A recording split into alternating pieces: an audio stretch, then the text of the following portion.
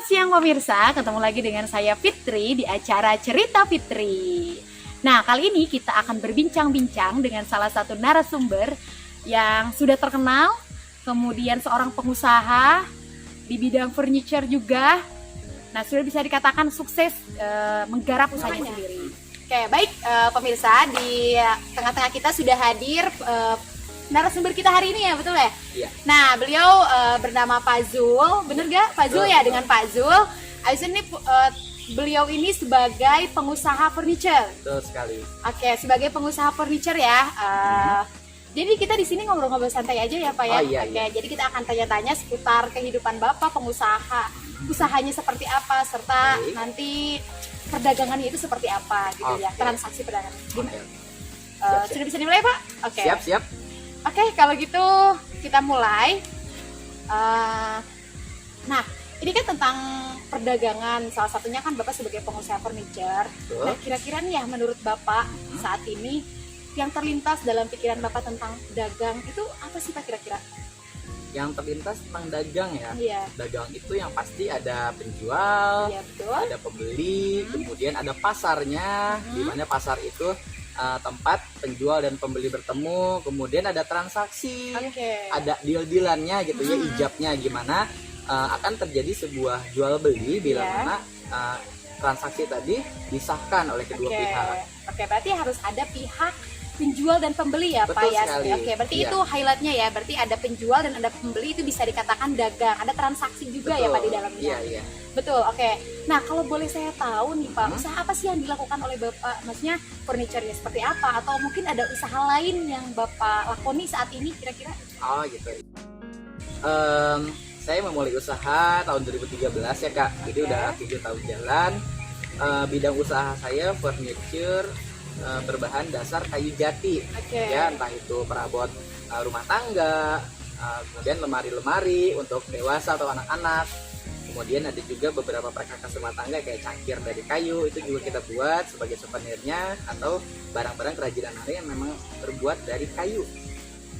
Oke, berarti kayu itu didapatkan dari mana lah kira-kira? Apakah emang memproduksi sendiri atau misalkan kayu ini didapat dari Bapak ini atau Pak Zul ini dapat dari misalkan Pulau Sumatera atau misalkan antar pulau yang lain? Oke, kalau modalnya sendiri kebetulan saya kerjasama nih Kak sama seorang investor. Ya. Dia punya lahan kayu jati gitu ya di daerah Sukabumi. Oh, Kemudian saya mengelola itu kayunya. Kemudian saya juga punya bawahan gitu ya, beberapa bidang, ada organisasinya gitu ya. Oke. Kemudian ya saya jalankan itu. Awalnya mungkin ya saya juga pesimis gitu ya Mbak, nggak mungkin bisa lama atau cuma Iya. sebentar, Ya, karena benar, memang benar. berat sekali ini ya. Salah dikit ya kayu ini kan mahal Iya, sekali ya. betul. Kerugiannya juga sangat banyak dan besar gitu resikonya. Tapi alhamdulillah 7 tahun nih berjalan lancar. Wih, Dan masih luar terus biasa ya. memproduksi sampai sekarang. Oke. Nah, kira-kira nih ya dari tadi furniture yang dilakukan atau yang dilakoni sekarang itu kan dari kayu jati dan sebagainya. Nah, kira-kira nih marketnya nih ya terkait dengan penjualan. Ini penjualan sudah sampai mana kira-kira? Penjualan si furniture ini. Penjualan konsumen kami itu sudah tersebar luas ya alhamdulillah. Alhamdulillah, Jadi ya. kita nggak cuman mancanegara ya. Jadi sejak tahun 2018 kita sudah mulai masuk ke ranah ASEAN. Ya, jadi kita sudah mulai melakukan penjualan ke luar negeri. Iya. Yaitu target kita ada Malaysia Oke. sama Thailand. Oh, iya. Berarti sudah sampai luar negeri ya berarti Alhamdulillah. produk ini. Oke, nah kalau boleh tahu nih ya, keuntungan dari Bapak menjual furniture ini, nah itu kan dalam negeri, antar pulau, ataupun misalkan bahkan sampai ke luar negeri, ini keuntungannya seperti apa nih Pak? Keuntungannya tuh sebenarnya ini sensitif Iya ya. sih, tapi mungkin bisa dikasih bocoran ya ke teman-teman yang lain yang nonton. Oke, mungkin omset aja kali ya. Oh ya, omsetnya boleh deh. Ini omsetnya kalau untuk mancanegara kita per bulannya itu mencapai 30 juta sampai 50 juta. Ya. Lumayan juga ya Pak. Wah.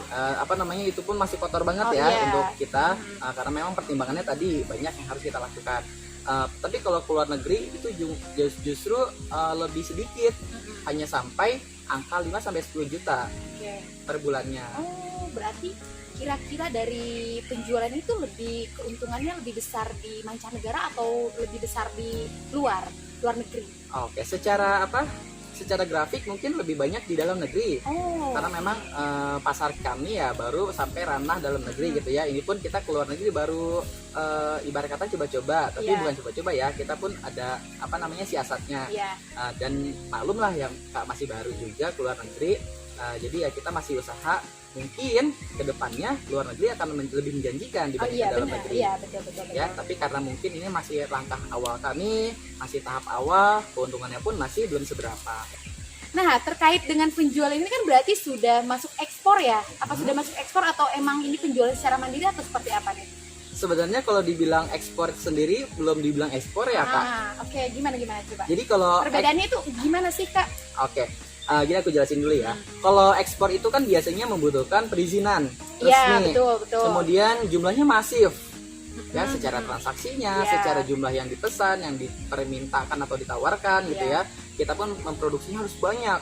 Tapi ya yang saya jual hanya 1-2 unit gitu Kak. Oh iya, berarti sesuai orderan atau Sesuai pesanan order aja aja. ya? Jadi mungkin saya belum bisa menyatakan bahwa sini itu ekspor. Oke. Hanya sekedar menjual ke luar negeri. Oke, mungkin lain waktu ya, lain waktu dan tahun ke depan mungkin bisa lebih Iya, amin. bisa menjadi sesuatu yang bisa dieksporkan ke luar Amin. negeri ya. Iya. Nah, terkait dari bahan kan tadi ada dari Sukabumi atau misalkan kan lebih dari dalam negeri nih ya kayak. Nah, apakah sudah terpikir mau menerima mungkin kayu dari luar negeri ke sini misalkan dari kakak sendiri nih ya? Mungkin saya kayaknya terpikir pohon apa yang dari luar negeri itu untuk menggantikan si jati ini. Oh gitu. Untuk pohon sendiri ya, saya udah coba beberapa eksperimen Ya, kali ya pasti. sebutnya ya. Pasti sebelum menetapkan satu pohon untuk dijadikan bahan baku, berarti kan ada eksperimen dulu kan? Iya betul. Jadi apa namanya, ada beberapa kayu yang memang secara kekuatannya hampir sama dengan jati dan mungkin Iya. bisa diukir juga kayak jati gitu ya. Itu ada yang namanya pohon owak. Oh alah, Iya, itu pohon pantai dan memang Tapi itu masih di dalam negeri? kebanyakan sih di luar negeri. Oh di luar negeri. Ya justru Oke. mungkin kalaupun kita harus membeli barang itu dari luar ya seperti ya kita mungkin impor ya statusnya ya, tapi Iya, ya mungkin kalau dalam jumlah dikit kita hanya beli aja gitu bahan itu, kemudian ya itu baru sekedar wacana aja. Oke. Ya pengganti mungkin alternatif bila mana jati sedang langka. Oh alah, oke. Nah, kita lanjut ke pertanyaan selanjutnya. Ini pertanyaan yang sangat menarik lagi untuk kita tanyakan terkait transaksinya seperti apa. Nah, kira-kira nih ya, nih kalau transaksi pembayaran atau pembelian untuk di luar negeri, kan kalau dalam negeri kan masih biasa bisa misalkan pakai banking ataupun cash payment. Nah, kira-kira untuk di luar negeri ini ada kesulitan untuk segi transaksi atau misalkan ada transaksi yang berbeda dari yang di dalam negeri gitu. Seperti apa kira-kira? Oke. Untuk pembayaran sendiri ya sejak awal kita mulai waktu saya usaha kecil dulu ya, itu masih berupa toko. Oh, Ya jadi iya, masih iya. face to face secara langsung gitu ya. Terus seiring berjalannya waktu, kami juga sedikit banyaknya mempelajari tentang pembayaran banking yang sudah menggunakan teknologi internet terutama. Mulailah kita melakukan yang namanya metode banking tadi. Oh iya. Bisa lewat PC, laptop atau handphone. Nah, untuk di dalam negeri ya sudah karena mudah gitu ya. Iya, betul. Nah, yang bedanya kalau ke luar negeri itu surat-suratnya, Mbak. Oh, ada surat-suratnya gitu ya? Iya. Oh, seperti Jadi apa nih? ada perizinan seperti bea cukai gitu Oh, ya. iya, betul. Apakah barang kita beneran dijual keluar secara legal atau tidak, atau mungkin barang black market Oh iya, statusnya. betul. Ya pernah dengar mungkin Pernah, ya. pernah. Yang mana itu harus lolos dulu, tembus dulu. Dan setiap lolos itu, setiap tebusan surat itu kita harus membayar sekian upah. Oh, berarti ada pajak gitu Ya, ya? seperti dikatakan pajak gitu ya? Oh, betul. Belum lagi ditambah ongkos gitu ya, ongkos kirim yang memang jaraknya jauh.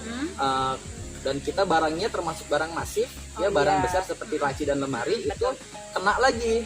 Oh, Ya tarif iya. tambahan mungkin di kargonya kah, atau mungkin di dalam kapal pengangkutnya yang mungkin harganya bisa lebih tinggi dengan keuntungan yang minim.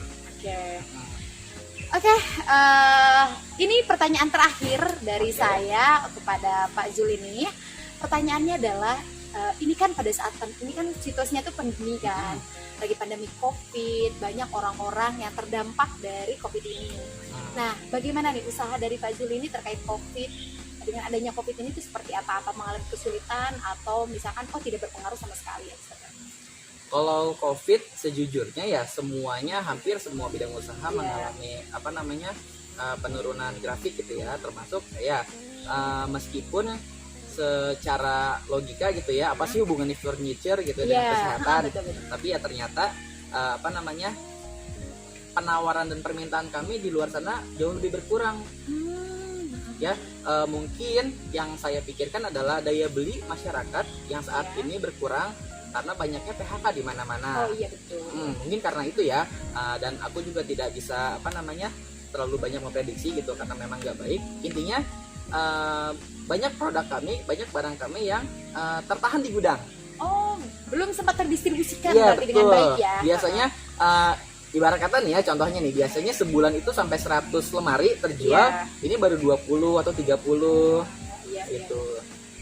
Oke, itu pemirsa percakapan kita dengan narasumber kita hari ini, Pak Zul. Terima kasih Pak Zul. Oh iya, sama-sama. Sudah datang ke tempat saya, sudah berbincang-bincang, berdiskusi terkait usaha yang dilakukan, terkait diskusi yang kita lakukan terkait ekspor impor, perdagangan atau usaha. Di perbincangan kita dengan salah satu narasumber pengusaha furniture. Nah, yang bisa kita ambil dari perbincangan kita hari ini yaitu bahwa perdagangan itu bisa dibagi menjadi dua. Ada perdagangan antar pulau dan ada perdagangan antar negara. Perbedaannya apa? Perbedaannya kalau perdagangan antar pulau tadi sudah dibahas bahwa bisa berdagang dengan kayu, kemudian bisa bahan makanan ataupun misalkan bumbu-bumbu yang lain. Sedangkan untuk perdagangan antar negara itu sangat rumit untuk dilakukan, tapi kemungkinan pasti akan nggak memungkinkan kita untuk melakukan hal tersebut. Artinya perdagangan antar negara ini itu ada hal-hal yang harus kita patuhi. Salah satunya tadi ada pajaknya, kemudian barangnya pun barang yang seperti elektronik, kemudian furniture juga, bahkan dan yang lain-lainnya. Seperti itu ya teman-teman. Penasaran dengan kisah-kisah inspiratif pengusaha lain yang akan kita bahas di sini? Saksikan cerita Fitri di episode selanjutnya. Bye-bye. Padahal tadi syuting, saya juga upload.